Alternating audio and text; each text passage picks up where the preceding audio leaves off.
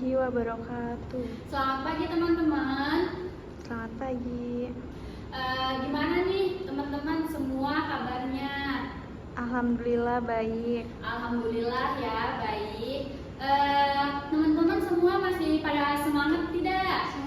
Semangat. Oke, masih pada semangat ya. Iya. Nah, sebelumnya perkenalkan terlebih dahulu, nama saya Sarah Octaviani, salah satu guru BK yang ada di sekolah Man 1 Pandeglang.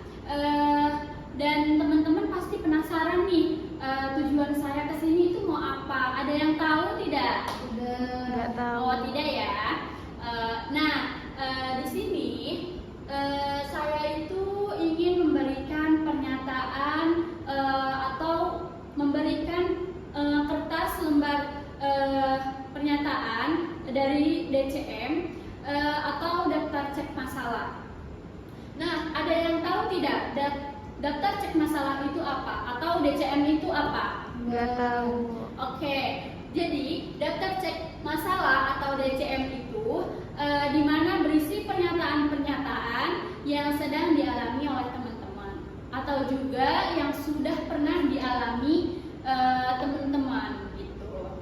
Nah, jadi dimohon teman-teman untuk semua bisa menjawab dengan benar dan yang teman-teman rasakan di sini tidak ada benar atau salah. Jadi teman-teman diharapkan mengisi untuk jangan takut salah ya. Iya. Nah, teman-teman juga tidak usah khawatir karena DCM ini sudah dijamin kerahasiaannya. Jadi teman-teman itu nggak perlu khawatir untuk kebongkar atau tersebar luaskan jawaban dari pernyataan-pernyataan tersebut. Nah, sebelum Ibu memberikan lembar pernyataan ini, apakah ada yang ingin ke kamar mandi terlebih dahulu? Tidak ada. Oke, tidak ada ya. Ibu mohon untuk menyimpan barang-barang yang ada di atas meja selain pulpen. Oke, teman-teman, silakan taruh ya. Sudah? Sudah. Oke, nah perlu teman-teman ketahui di dalam DCM ini atau daftar cek masalah ini ada 10 aspek yang dalam satu aspek itu ada 10 pernyataan. Jadi cara teman-teman mengisi DCM tersebut yaitu dengan menceklis pernyataan yang merupakan masalah yang bagi teman-teman alami atau yang sudah pernah teman-teman alami. Nah, jika pernyataan ini dirasa sudah pernah dialami atau sedang dialami oleh teman-teman, jadi tinggal di checklist di sebelah kiri di bagian nomor ya. Oke, di sini juga nanti di dalam kertas tersebut ada nama, kelas, dan juga alamat ya. Diharapkan sebelum mengisi butir pernyataan tersebut diharapkan isi dulu nama, alamat, nama, kelas, dan alamat. Di situ harus diisi terlebih dahulu sebelum mengisi selanjutnya. Nah, oke, alangkah baiknya sebelum mengisi DCM atau daftar cek masalah ini, kita lebih baik untuk berdoa terlebih dahulu supaya kita diberi kelancaran dalam mengisi daftar cek masalah. Berdoa dimulai. Oke, berdoa selesai. Oke, baik, Ibu akan memberikan kertas DCM ini. Nah, jangan lupa teman-teman nanti mengisi nama, kelas, dan juga alamat ya sebelum mengisi selanjutnya.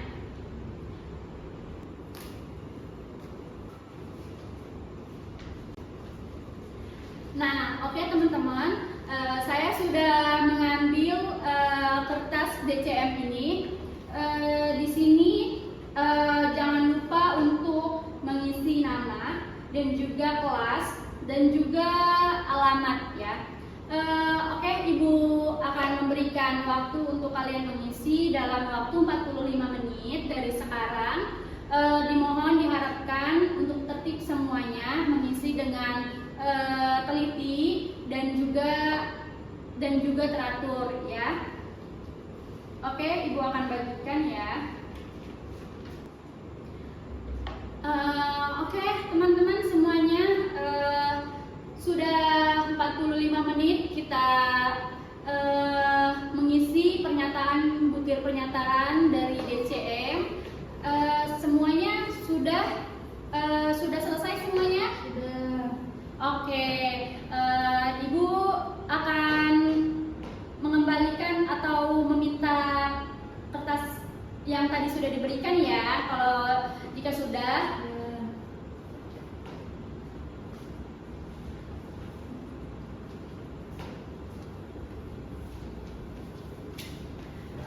Oke, terima kasih ya teman-teman. Saya sangat berterima kasih dan mengucapkan terima kasih banyak karena teman-teman sudah bersedia untuk mengisi daftar cek masalah ini. Sekaligus saya ingin meminta maaf jika saya ada perkataan yang kurang berkenan di hati teman-teman. Mohon dimaafkan ya. Oke, mungkin cukup sampai di sini. Oke, mungkin saya akan memberikan hasil dari jawaban teman-teman di minggu yang akan datang. Mungkin cukup sekian ya. Mungkin kita akhiri kegiatan hari ini dengan mengucapkan alhamdulillahirobbilalamin. Alhamdulillahirobbilalamin. Wassalamualaikum warahmatullahi wabarakatuh. Waalaikumsalam warahmatullahi wabarakatuh. Oke teman-teman, di sini saya datang kembali untuk menyampaikan hasil daftar cek masalah yang minggu lalu kita sudah mengisi dengan secara seksama. Langsung aja, di sini saya akan menampilkan hasil analisis topik masalah pada kelas ini. Yaitu jadi di sini itu ada, sebelumnya saya mau menjelaskan terlebih dahulu ya teman-teman. Di sini itu ada topik pribadi, sosial, belajar, dan juga karir. Nah, di sini bisa teman-teman lihat ada tulisan NM. NM itu suatu permasalahan yang terbanyak atau terbesar ya teman-teman. Kalau misalkan yang M itu jumlah item pada topik per topik gitu. Jadi di sini M kali M itu untuk mengalihkan dan atau di sini juga ada M, NM sama dengan N kali M kali 100%. Itu untuk melihat hasil persen dari hasil dari NM bagi N kali M dan juga dikalikan 100%. Di sini juga ada tertera derajat. Derajat itu untuk mengetahui seberapa besar atau seberapa banyak itu masalah yang dialami oleh siswa di sini. Oke, langsung aja. Di sini ada topik pribadi. Di bagian kesehatan, NM itu topik paling terbanyaknya ada di item 113. Dan di topik kesehatan itu jumlah itemnya itu ada 20. Makanya di sini ada 20 terteranya. Dan juga di sini N kali M-nya hasilnya 700. Terus NM dibagi N kali M dikali 100%, itu di sini hasilnya 16,14%. Di sini dihasilkan derajat yaitu C, yaitu cukup bermasalah. Dan yang kedua ada pada ekonomi. Di sini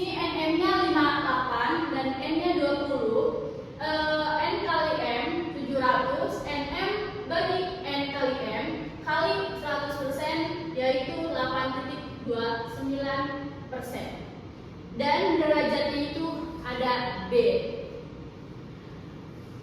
Jadi B itu masalahnya masih rendah lah ya ibaratnya.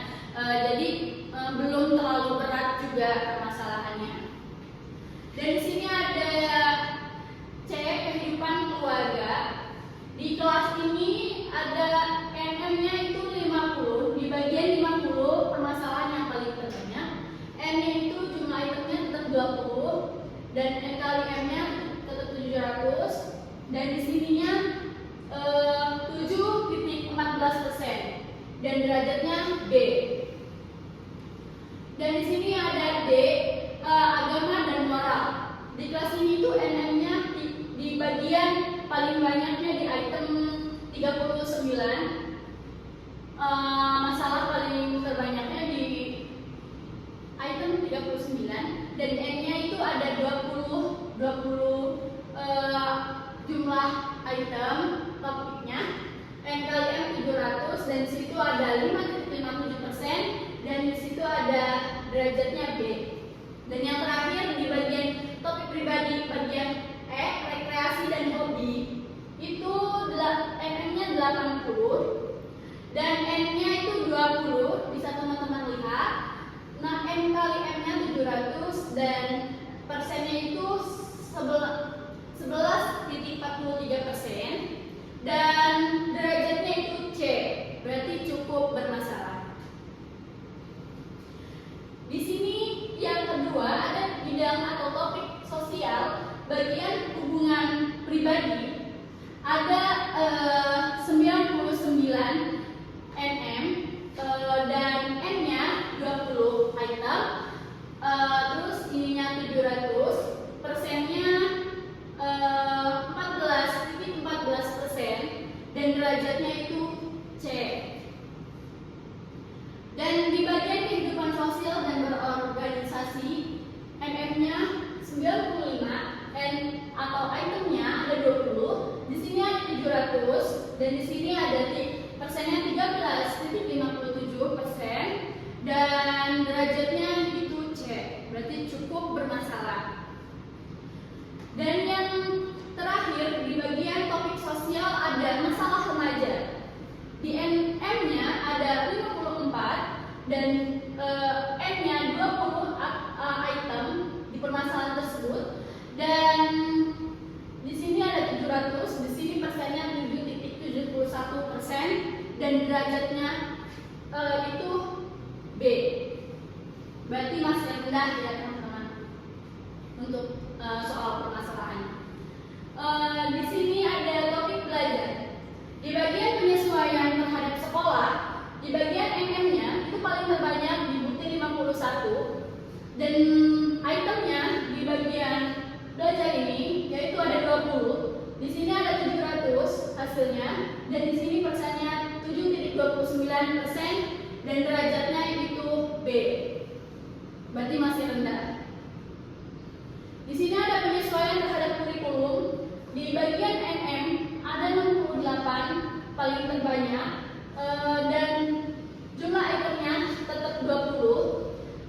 Di sini ada 700 dan persennya itu 9,71% dan derajatnya itu B.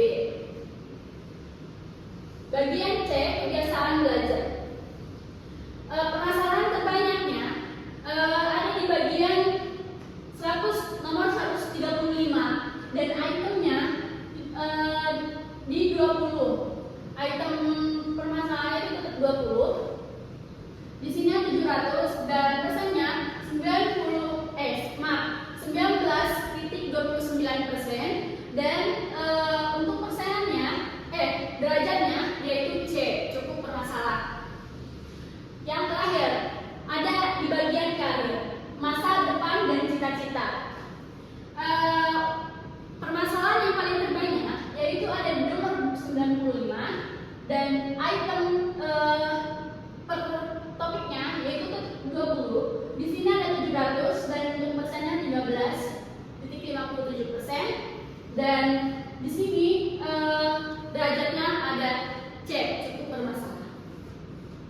Selanjutnya, nah analisis dari setiap topik per topik itu bisa kelihatan tadi untuk persenannya atau derajatnya.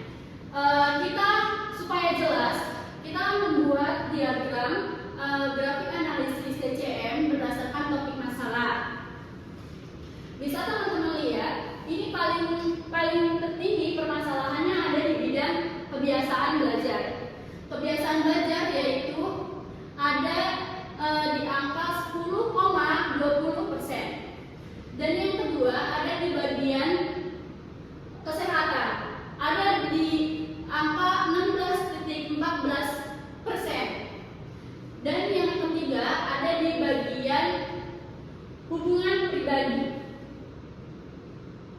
Di hubungan pribadi ini tertera angka 14,14%, dan ada juga di bagian masa depan, cita-cita, dan juga kehidupan sosial. Ada di angka sama 13,57%. Dan yang terakhir ada di bagian hobi di angka 11,43%. Oke, selanjutnya. Oke, teman-teman, jadi disimpulkan bahwa di sini di kelas ini yaitu ada permasalahannya di bagian bidang pribadi, sosial, belajar, dan karir. Selanjutnya bisa di slide. Oke, teman-teman, di sini setelah melihat diagram permasalahan, saya membuat action plan atau program, yaitu di sini ada bidang layanan, tujuan layanan, strategi layanan, materi, metode, media, dan evaluasi. Langsung aja di sini bidang layanan. Kita lihat di bagian tadi di diagram pribadi ya. Tujuan layanannya itu peserta didik atau konseling mampu meningkatkan kesadaran diri terhadap pentingnya menjaga kesehatan. Karena di bagian pribadi itu paling terbesar yaitu di bagian kesehatan. Jadi tujuan layanannya itu pentingnya menjaga kesehatan. Nah, strategi layanannya yang saya berikan yaitu layanan informasi. Dan materinya yaitu pentingnya menjaga kesehatan. Dan metode yang diberikan yaitu diskusi. Dan media yaitu PowerPoint. Dan evaluasinya LAISEC dan LAIJAPAN. LAISEC dan LAIJAPAN itu, LAISEC itu, di sini ada LAISEC dan LAIJAPAN. LAISEC itu artinya memberikan evaluasi segera, dan LAIJAPAN itu memberikan evaluasi dengan jangka waktu yang panjang. Dan yang kedua ada bidang layanan sosial. Tujuan layanannya yaitu membantu klien mengembangkan hubungan sosial yang sehat, percaya diri, dan toleran. Nah, strateginya layanan orientasi. Materi yang diberikan menjalin hubungan sosial yang sehat dan positif. Metodenya diskusi dan refleksi diri. Medianya PowerPoint, video, dan motivasi. Evaluasinya sama, LAISEC dan LAIJAPAN. Dan yang ketiga ada belajar, bidang layanan, yaitu belajar. Tujuan layanannya peserta didik atau klien agar meningkatkan efektivitas belajar di sekolah. Dan strategi layanannya yang diberikan yaitu layanan informasi.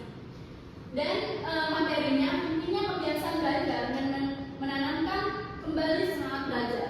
Metodenya yaitu jigsaw. Dan medianya PowerPoint, evaluasinya sama LAISEC dan LAIJAPAN. Dan yang terakhir ada di bidang layanan karir, teman-teman. Di sini tujuan layanannya membantu peserta didik atau klien mampu menemukan arah masa depan yang sesuai dengan minat, bakat, dan kemampuannya. Dan strategi yang akan diberikannya itu yaitu bimbingan kelompok. Karena apa? Karena di sini bimbingan kelompok itu dilakukan untuk permasalahan orangnya bisa dilihat 10 sampai 15 orang gitu. Nah, materinya pentingnya perencanaan cita-cita dan pentingnya usaha dalam meraih kesuksesan. Metodenya jigsaw dan game. Media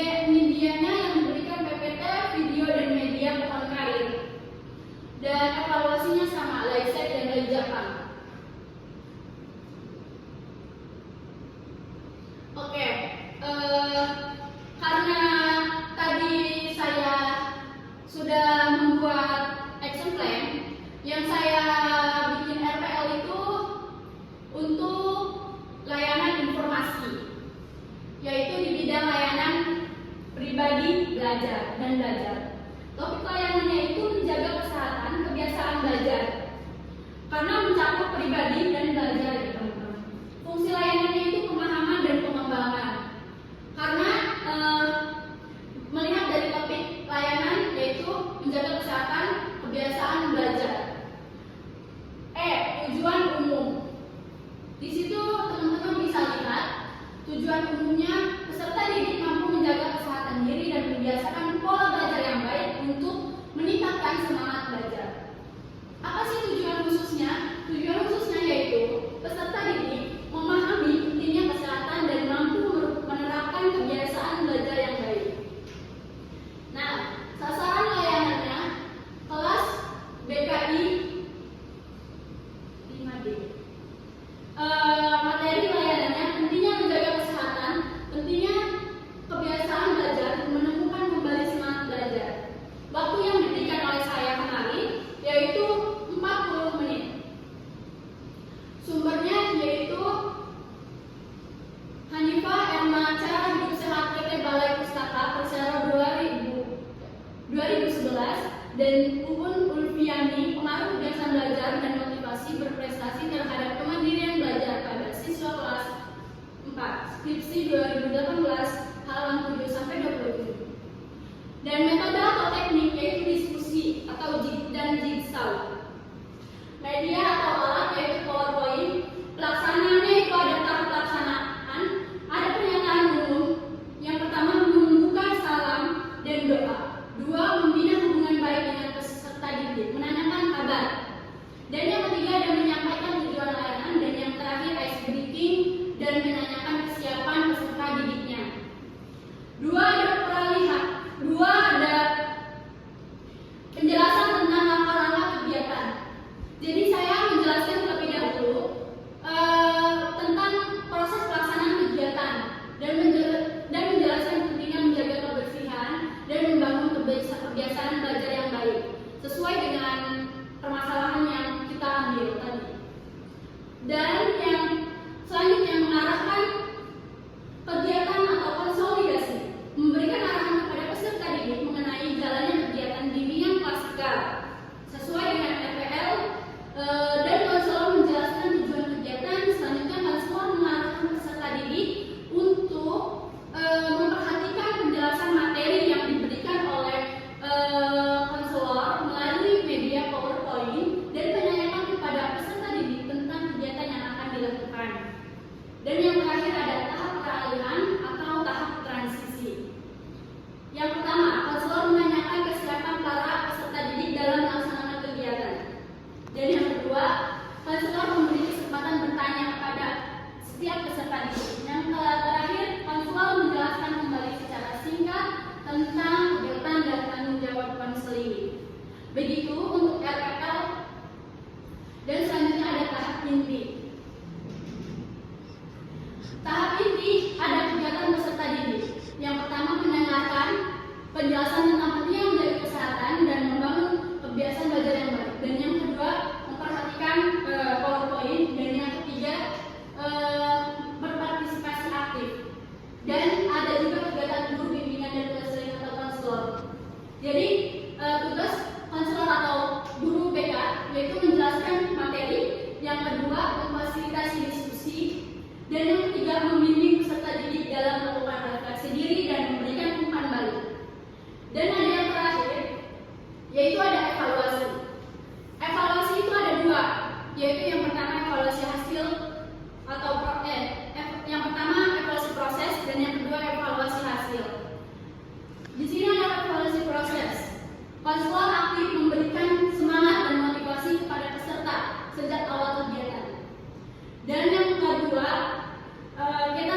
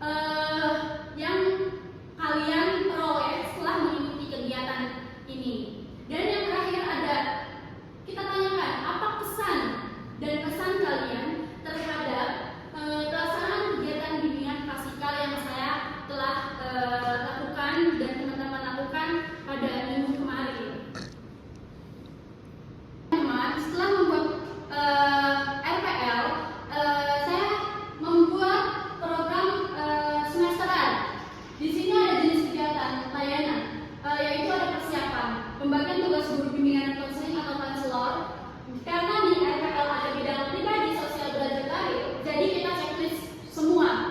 Dan fungsi bimbingan dan konseling, pemahaman dan pengembangan sesuai dengan action plan tadi, tujuan membantu peserta didik berkembang secara optimal dan menyesuaikan diri dalam kehidupan pribadi, sosial, belajar karir.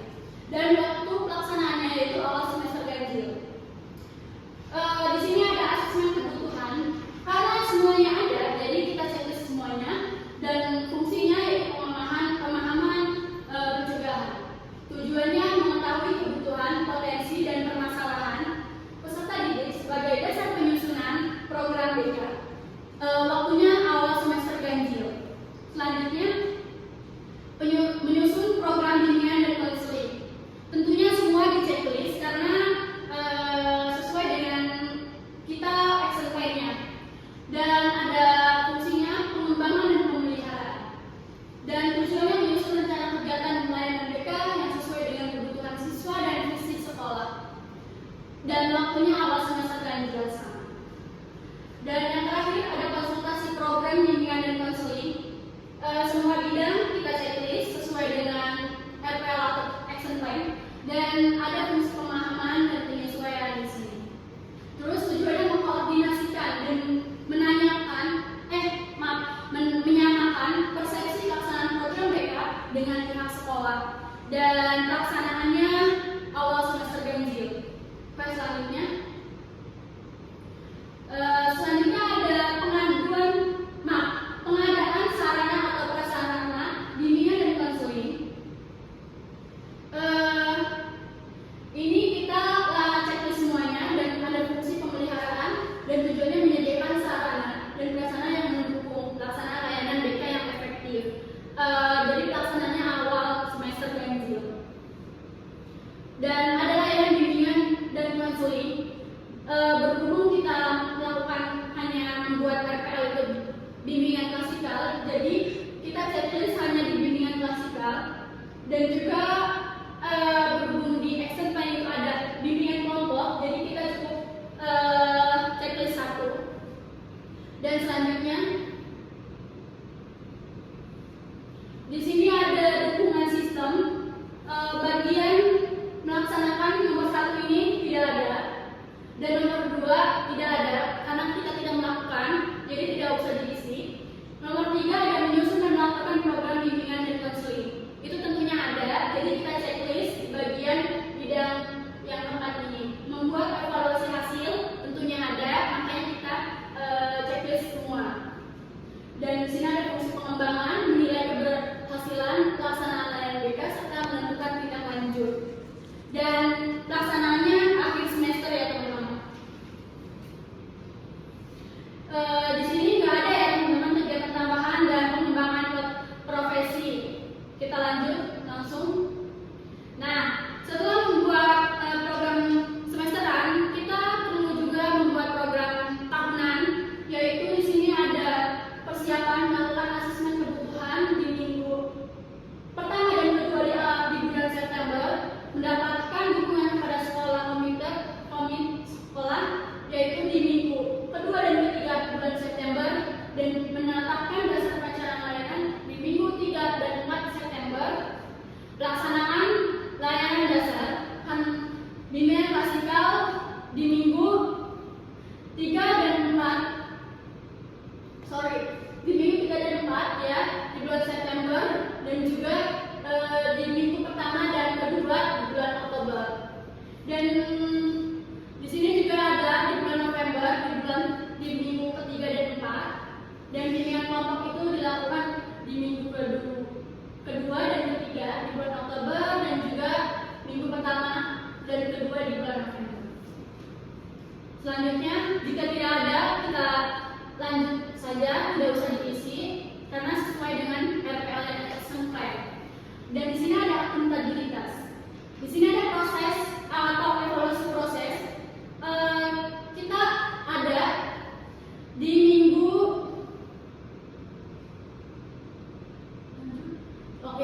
di minggu yang keempat, dan minggu pertama di bulan November dan Desember.